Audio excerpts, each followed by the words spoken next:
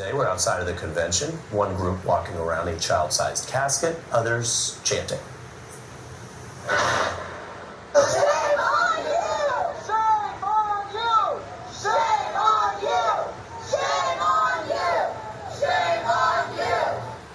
We also saw some minors and younger people participating. This is some of the footage. These are people who chose to show themselves, so we're showing you a little bit of that. It's a grim type of activism, but one that many minors say they care about. They don't have a vote, but they are holding up signs of other children killed. One child held up a tragic sign for our current era that asks, "Am I next?" Frank brings everything back from November 14th, 2019. That's when a 16-year-old student opened fire on their campus, killing 2 students and injuring 3 more, including Mia Tretta, now a junior, who was shot in the abdomen. It's so sad that we can't be safe at school. We are the only country with this problem that we can stop. It's the legislators who need to take action. In Orange County at Northwood High in Irvine, students taking their message to these street corners. While teens who attend Locke High in South LA could be seen by Sky 5 demonstrating in the neighborhood around their school. I don't want to get shot, you know. I'd like to live. It's just, if I was in that situation the kids in Texas were in, I don't know what I'll do. It could have been anywhere. It could have been here. Some opposition reported. At Saugus, one student telling me things were hurled at the student demonstrators by some who disagreed. Like there was milk thrown at them, juices. Mia spoke to me on the phone later today and says she was grateful for all the people who did show up to support their cause. She's made it her mission after being shot at school herself and also losing her best friend. My best friend's name was Dominic Blackwell, and it's unfortunate that we've had so many school shootings that no one knows his name. We've become a statistic, and I need to tell people that this isn't okay. Hearing the voices of those who've lived through it. Lauren, are there specific laws that these students want to see changed, or are they just basically rallying against guns?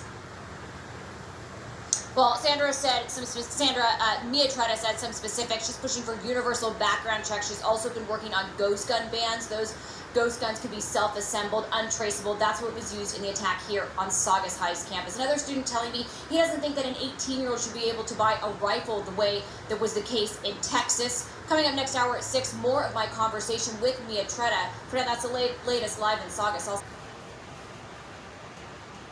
Students across the country walked out of their classrooms to demand action from lawmakers to protect them and others from the rising wave of gun violence. Thousands of students, as you can see on your screen, took part from Virginia to Seattle, Washington, a nationwide walkout. Fed up, they say, with lawmakers who offer that familiar quote, thoughts and prayers instead of regulations. When I found out about the shooting, I was incredibly sad at first, but then I just got angry, honestly. Angry that nothing has changed. The group Students Demand Action was behind today's walkouts. Tuesday's school shooting at Robb Elementary School behind me was the 27th school shooting this year alone. It's May. Anger is boiling over in the United States as the country's deadliest school shooting in a decade intensifies the gun control debate. Nearly 24 hours after the Texas attack, it's now known 19 children and 2 teachers were killed inside a classroom at Robb Elementary. The 18-year-old gunman who killed them had earlier shot his grandmother. The US president has just spoken on the issue, once again declaring he is sick and tired of the carnage and demanding more to be done to prevent gun violence. It follows an emotionally charged confrontation at a media conference where the Texas governor's political opponent accused him of failing to act. Lots to cover here. We'll be live in Uvalde very shortly, but first to Barbara Miller in Washington. Barbara, good morning. So the Texas governor has overnight given an update on how the shooting unfolded. That's right, and as you said, it unfolded after a confrontation with his grandmother. The 18-year-old shot his grandmother. He then fled that scene. Police were alerted to him. He crashed his car. He entered into the nearby Robb Elementary. and he came into what the governor described as one classroom which was connected to another classroom. Now, all the victims, the 19 children and the 2 teachers, were in that space. There were 4th graders, and the ages of some of the children who've now been identified by families are 9, 10, and 11. Now, Governor Greg Abbott, as you said, was interrupted during his media update. That was by Beto O'Rourke. He's a Democratic contender for the seat of governor. He'll take on Governor Greg Abbott in elections later this year. He essentially came into that media briefing and started heckling the governor, saying that he needed to act, he needed to do more on gun control. There was a pretty angry reaction from the officials on the podium to that interruption. There was some swearing. He did then allow himself to be led out of the room. Sit down, get out of Is right now, you're doing nothing. No, he needs to get his ass out of here. Just give him a place to talk to the show. This is totally predictable. Sir, you're out of line. Sir, you're out of line. Now, any action on guns seems like a very distant prospect from Governor Greg Abbott. He's due, in fact, to speak at the National Rifle Association's annual meeting in Texas in just a couple of days' time.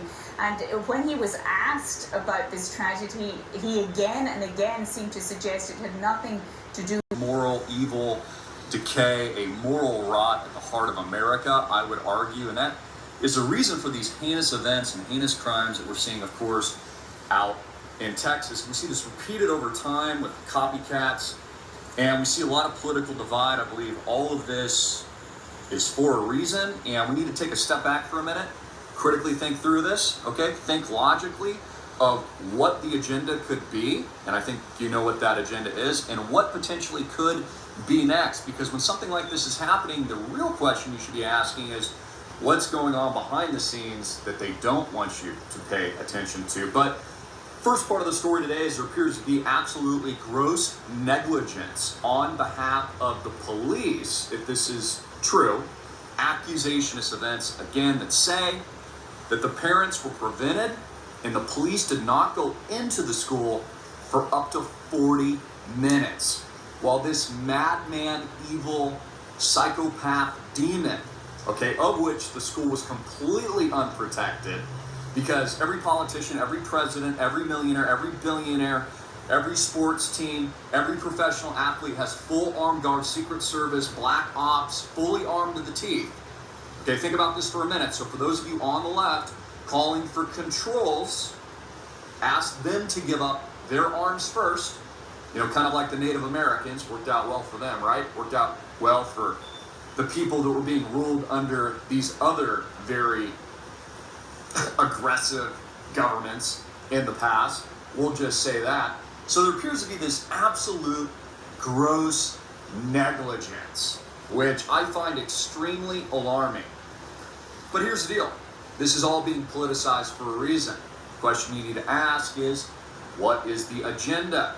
And what is going to happen next? Also, what I find personally disgusting, this is just my humble opinion, is that, you know, this is entertainment. I would argue, I don't believe this, but I believe the right and left, the media and politicians are making this more about political entertainment and politicization of whatever they want or their interests are than it is about the children themselves.